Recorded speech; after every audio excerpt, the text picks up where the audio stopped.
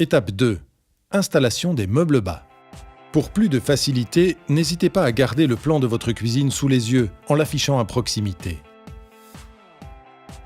Avant de commencer le placement des meubles bas, reportez les mesures du plan sur vos murs et assurez-vous de l'espace disponible pour l'ensemble des caissons. Placez ensuite les caissons selon les marques réalisées sur les murs.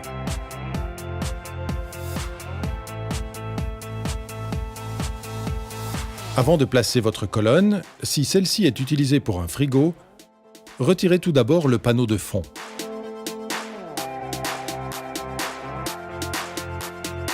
Vous pouvez maintenant placer votre colonne.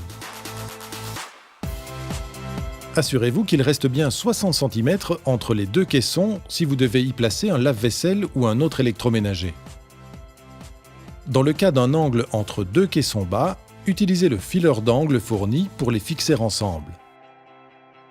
Utilisez un premier serre-joint pour maintenir le fileur au caisson et assurez-vous que les deux éléments affleurent correctement sur le dessus et sur toute la hauteur de ce caisson. Prépercez ensuite 3 trous sur toute la hauteur du caisson et fixez ensuite le fileur au caisson avec les vis d'assemblage fournies.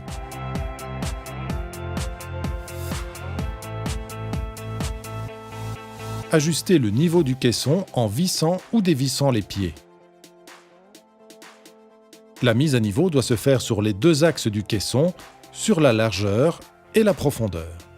Réalisez cette mise à niveau pour le caisson adjacent et fixez ensuite le deuxième côté du fileur de la même manière.